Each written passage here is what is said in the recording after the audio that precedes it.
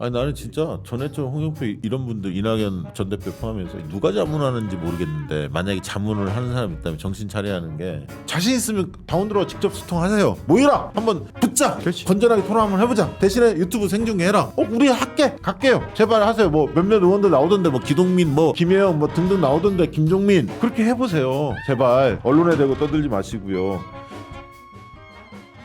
그 다음에 더 웃긴 거는 우리 당원들의 생각을 비판해요. 잘못됐다라고 이야기를 하면서. 아니 그게 본인들의 오만한 거야. 맞아요. 그게 오만한 그게 거라고. 오만하다고 생각. 아니 그러면 본인과 당원들의 생각이 다르고 정말 우리 당이 가야 될 방향이 있다고 하면 그러면 당원들에게 구체적으로 그러면 어떻게 해야 되는지 정말 구체적인 어떤 방향이나 전략 이런 것들을 제시하고 자 이게 승리의 길입니다라고 하면서 당원들을 설득하든지 아니면 아까 진짜 말씀하신 것처럼 정말 본인과 그 뜻에 맞는 당원들을 가입시켜가지고 자기 그 세력을 당내 만들면 지지 되죠. 세력을 만들어가지고 함께 당내 투쟁을 하든지 그게 돼야 되는데 그거 없이 이게 본인 세력이 아니니까 이제는 완전히 여기를 막 태극기 부대로 막 매도하고 막 뭐 해가지고 그러면 안 이게 되는데. 잘못됐다 네. 이게 문제다라고 해가지고 저희가 패배한 것을 마치 저희 당원들의 문제인 것처럼 해버리는 거. 그래서 저 지금 너무 황당한 거예요. 요 지금 며칠 사이에 이런 분위기를 만들고 있더라고요. 그러니까요. 아니 그 2004년도 아니 2003년도가 생각나네요. 뭐냐면 2002년에 노무현 대통령이 이제 대통령으로 당선되신 다음에 민주당에서 이제 흔히 말하는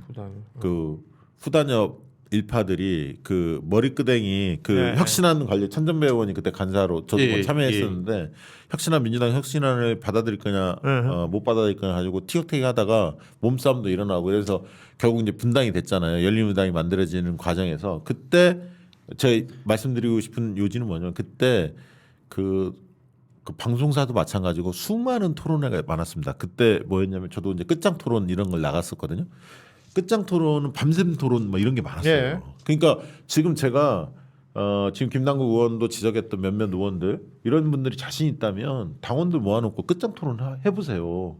10시간이든 20시간이든 1박 2일로 자 저와 생각이 제 생각과 다르게 생각하는 당원들이 있다면 그 토론할 용의가 있는 당원들 모여주십시오. 그리고 뭐 20명, 30명, 100명이든 생방송을 틀어놓고 토론해보세요. 토론해보면 거기에 당원들이 느끼는 여러 울분, 생각 이런 게 나올 거고 거기에서 본인이 그런 당원들을 설득할 수 있으면 본인의 리더십이 하나씩 쌓여가는 거고 거기서 깨지면 뽀록 나는 거고 실력이 그렇죠. 본인이 잘못 진다는 거. 나는 그렇게 언론에 대고 한마디씩 툭툭 던지는 게 얼마나 당원들한테 상처를 주는 행위고 좀 당의 해악적인 요소입니까? 자신 있으면 당원들과 직접 소통하세요. 모이라 한번 붙자. 그렇지. 건전하게 토론 한번 해보자. 대신에 유튜브 생중계해라. 우리 갈게요. 제발 하세요. 뭐 몇몇 의원들 나오던데 뭐 기동민 뭐 김혜영 뭐 등등 나오던데 김종민 그렇게 해보세요. 제발 언론에 대고 떠들지 마시고요. 지금 집단 지도 체제 관련해서 그 단일성 지금 지도 체제가 지금 현행 지도 체제인데 집단 지도 체제 얘기가 슬그머니 나왔다가 굉장히 커지는 양상이에요. 지금 당내 분위기는 어떻습니까? 처음에 이게 이야기가 나온 게 재선 의원 그 회의에서 이걸 이야기했다라고 해요. 그래서 이제 마치 이제 재선 그룹에서 논의가 돼가지고 최종 결론낸 것처럼 이야기가 나와서 이제 몇몇 재선 의원들한테 확인을 해보니까 네. 그렇지가 않다라는 겁니다. 어허. 그러니까 일부 몇몇 의원들이 그 재선 회의를 강하게 주도해가지고 끌고 갔고 그래서 아예 참여하지 못한 의원들은 거기 회의에 대해서 그 논의에 대해서 제대로 된 의견을 못 냈다라는 거거든요. 그러니까 사실상 합의된 의견이 아닌데도 재선 의원들은 이 의견이다라고 하는 것처럼 그게 이제 재선 그룹의 의견인 것처럼 해가지고 그러니까 무게덤으로 다 넘어가 버리니까. 다 그냥 넘어가 버린 거죠. 재선 의원들이 48명이 있는데 네, 예. 그중에 20명만 참석했고 네. 그중에 19명이 찬성했는데 전체 의견인 것처럼 그것처럼 그렇게 나가 보도가 됐다는 거죠? 네. 근데 역시나 마찬가지로 초선 의원들은 더더욱 더 숫자가 한 80여 명 되는데 회의 참여는 회의가 있는 줄도 몰랐어요. 그러니까 집단 지도 체제, 단일성 지도 체제에 장단점이 있다는 건 뭐 이전에 저희가 많이 설명드렸으니까 부연하지는 않겠습니다만 지금은 저는 뭐 당의 통합, 단결 이거 분명히 중요합니다. 중요하지만 원칙 없는 단합 통합은 봉합이지 제대로 된 단합 통합이 될 수가 언제든지 파열음이 날 수가 있어요. 그러니까 지금은 당의 과제 중에 통합의 요소는 분명히 있지만 그리고 예를 들면 뭐라고 그러죠? 그 저기 하나씩 덧셈 정치 해야 한다는 거 원론적으로 맞지만 지금은 오히려 무엇이 원인인지 정확하게 짚어내고 혁신할 때예요. 지금은 뺄 셈이에요. 예. 네, 지금은 강력한 리더십이 그 필요할 때입니다. 단일 지도 체제 할 때도 당 대표가 막 마음대로 할 수가 없어요. 없어요. 예, 최고위원들은. 절대 안 됩니다. 네.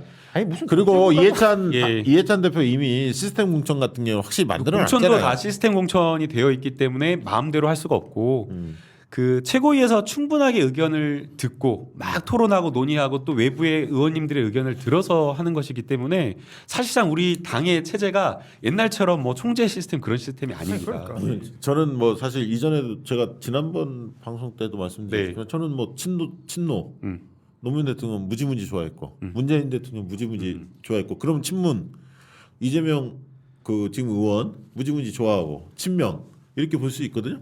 아니 시대적 흐름에 따라서 리더십이 그 요구하는 리더십이 다르잖아요. 그런 리더십에 대해서 당원과 지지자들 국민들이 인정하기 때문에 그 리더가 중심을 쓰는 거거든. 지금은 이재명이랑 걸출한 리더가 있는 거고 민주당에. 그러니까 이런 평가들이 대단히 지금 저는 중요한 타이밍이라고 보는데 일반적인 그 국민들은 그러니까 매스컴을 통해서 지금 민주당에서 어떤 일이 벌어지고 있구나를 볼 수밖에 없잖아요.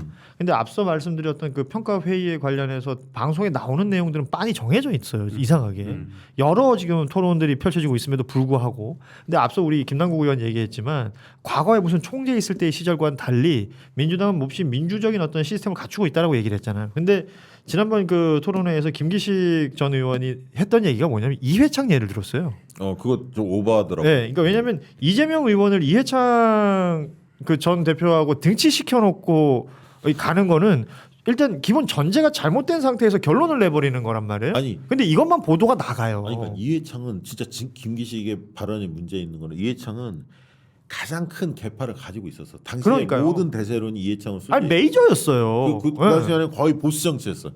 지금 이재명 의원이 당내에서 다수 개파입니까? 아니에요. 그렇잖아요. 전혀 아니죠. 전혀 아니잖아요. 네. 그러니까 당원들과 국민들의 지지를 통해서 리더십을 형성한 스타일이고 본인이 도지사 시장 시절에 성과를 냈기 때문에 여기까지 온 거거든. 근데 지금 그 이해창을 얘기를 듣는다면 예를 들면 당내에 많은 그 예를 들면 대권에 있어서 앞으로 시간이 많기 때문에 여러 주자들이 나올 수 있거든요. 그럼요. 지금 시점에 그거 어울리지 않는 얘기고 상황에 맞지도 않는 얘기를 지금 꺼낸 거예요. 그러니까 그 얘기를 하는 게 나는 그게 카메라가 있고 토론에 참여를 해야 된다는 그 조건에서 뭔가 자꾸 과거 사례를 뭘 찾을 거 아니야. 이런 거 너무 잘하잖아. 나도 방송 준비하다 보면 그런 거 막 찾게 되거든. 근데 갖다 맞춰서 억지로 끼워 맞춰가지고 이렇게 토론에 참여해서 비판하는 것은 이건 비판을 위한 비판이에요. 전혀 발전적인 어떤 변화가 아니란 말이지. 아니, 내가 자극적인 뭐 단어만 찾아가지고 이제 그걸 갖다가 이제 쓰니까 언론도 보도하기에는 그래, 너무 그런 것만 따서 쓰잖아. 자극적으로 뽑은 거죠. 아니 나는 진짜 전해철 홍영표 이런 분들 이낙연 대표 전 대표 포함해서 이런 분들한테 누가 자문하는지 모르겠는데 만약에 자문을 하는 사람이 있다면 정신 차려야 하는 게 저는 전략적으로 큰 미스를 했어요. 왜냐하면 이재명 그 고문 이재명 의원이 당 대표 나오면 공천 학살이 이루어질 수도 있고 이재명 대권 가도가 탄탄해질 거다 이렇게 생각해서 이재명 의원이 그 당 대표 나오지 못하도록 하기 위해서 이재명 책임론을 들고 나온 것 같은데 저는 완전 미스를 했다고 봐요. 판단 미스가 무슨 얘기냐면 지금의 당을 다시 대선 경선 구도로 끌고 간 거야. 그 국면을 상황으로. 그렇죠. 이게 진짜 심각한 문제예요. 대선 경선 때 우리가 얼마나 첨예하게 맞섰고 갈등이 심했습니까? 그거는 어느 정당 모든 정당 다 마찬가지야. 대선 경선은 원래 그런 거야. 근데 그 뒤에 대선 후보가 뽑혔고 원팀으로 대선을 치렀는데 물론 돕지 않은 의원들이 있었고 그죠? 그래서 그런 건 이제 평가 속에서 다 나올 건데 지방선거 끝났다고 그것을 다시 이 당을 대선 경선 그 혼탁했던 치열하게 싸웠던 갈등이 첨예화됐던 그 시절로 완전히 끌고 들어간 거야. 난 이거는 진짜 심각하다고 봤어. 그리고 머리가 없다고 봤어. 왜냐? 이재명이 안 나오게 하려면 이게 내 탓이요 하고 엎드렸어야 돼. 우리 친문이 문재인 정권의 핵심을 요직을 다 차지했던 친문이 제대로 국민들의 마음을 얻지 못했습니다라고 납작 엎드렸으면 과거에 안희정 지사가 2009년에 2008년에 네. 총선 대선 총선 지고 나서 친노는 패족이다. 친노는 패족이다. 납작 엎드렸잖아요. 그 노무현 대통령이 안타까운 일도 있었고 이러면서 친노가 다시 부활했잖아. 예. 다시 기회를 얻었잖아. 예. 그럼 납작 엎드렸으면 이재명 의원이 당대표 꼭 나와야 한다라고 주장하는 사람들도 섣불리 그런 얘기 하기 어렵거든. 좀 지켜봐야 한다. 그리고 이재명 의원도 훨씬 더 겸손해질 수밖에 없고 모든 사람이 책임이 경중은 있지만 다들 있는 거잖아요. 당원 뭐 모든 국회의원들도 마찬가지고 네. 다 그런 거 아닙니까? 그러면 좀 분위기가 잡혔어. 예를 들면 그런데 이재명 책임론 막 들고 나오니까 선거 결과가 나오기도 전에 문제 제기하신 분도 계셨고요. 네. 그걸 또 폭로하셨잖아. 예. 선거 결과 나오고 나서 그러니까 그걸 꼭 말씀드리고 싶었던 게 뭐냐면요. 솔로몬의 재판 기억나시죠? 그 아이가 이 아이가 두 어머니가 이 아이가 다 각자 제 아이다라고 했을 때 아이를 갈라가지고 주라고 했을 때 진짜 어머니는 안 된다고 했잖아요. 그 마음으로 사실은 아무 말도 안 하고 있었어요. 라디오나 뭐 출연이나 뭐 SNS에 글 하나도 올리지 않고 있었거든요. 근데 이제 너무 일방적으로 써 붙이니까. 예, 그랬기 때문에 이거는 도저히 안 된다라고 해서 한마디 딱 하고 딱 한마디 하고 3일 동안 참고 아무도 말을 안 하고 있어서 3일 동안 참고 있다가 딱 한마디 하고 또 한 4일 또 참았어요. 진짜로. 네. 잘했습니다. 우리 예. 자, 왜냐하면 그게 네, 이제 네. 우리 당을 누군가 오해를 받더라도 당을 사랑하는 마음으로 그러니까 내 아이가 상하지 않았으면 하는 그렇죠. 마음에서. 당을 사랑하는 마음으로 개파 갈등으로 또 비춰주는 그것이 또 안 되잖아요. 아니 그러니까 이재명 그 의원을 좀 지지하는 의원들이 이 국면에서 맞대응을 세게 하면 당이 걷잡을 수 없거든. 그렇기 때문에 말씀하신 김남국 의원처럼 좀 참으면서 지켜본 거고 대신 당원과 지지자들이 붙은 거지. 그렇게 공격하는 행위에 대해서 이대로 놔둘 수 없다라고 붙은 거고 그러면서 지금은 오히려 여론조사를 해보니 이재명 의원이 당대표 됐으면 좋겠다는 당원들이 지지자들이 절반 이상이야. 그게 다 드러나잖아. 그리고 예, 책임론에 예. 동의하지 않는다는 얘기도 훨씬 많고 그래서 국민들 당원들을 믿고 가면 된다. 이 얘기 좀 드리고 싶고요. 하나는 두 번째는 자, 이 얘기 어느 정도 정리하고 누가 출마할까 이 부분이 아마 관심이 많이 모아질 텐데 굉장히 많습니다. 왜냐하면 이게 단일성 지도 체제를 할 거냐 집단 지도 체제를 예, 할 거냐에 예. 따라서 완전히 달라질 텐데 그렇죠. 만약에 단일성 지도 체제를 지금 운영한다면 네. 뭐 이재명 고문은 뭐 얘기하기 어려울 테니까 제가 볼 땐 나올 거라고 봅니다. 나올 수밖에 없을 거라고 봅니다. 어떻게 보십니까? 저희 뭐 정말 국민과 우리 당원들 민심 경청하고 지금 듣고 있는 그런 상황입니다. 그러니까 당원들이 그리고 국민들이 요구하면 그걸 또 거부할 수 없는 거 아닙니까? 정치인 네, 입장에서는 그렇죠? 희생하고 뭔가 이렇게 정말 당을 위해서 모든 걸 다 던져라. 혁신하고 쇄신해야 된다.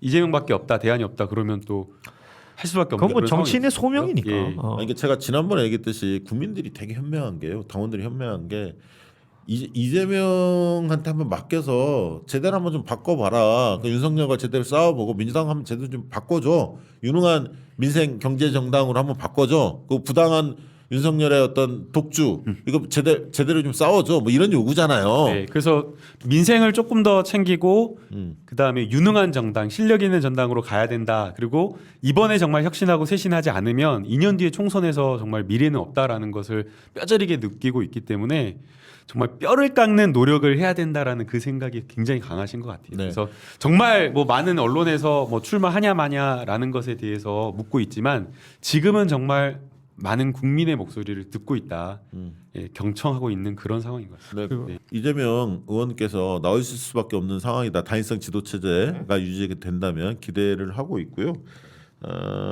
나왔을 때 당을 어떻게 바꿀 수 있을까에 대한 이제 고민을 당원들 얘기도 많이 듣고 고민을 좀 많이 해주십사 주문을 드립니다.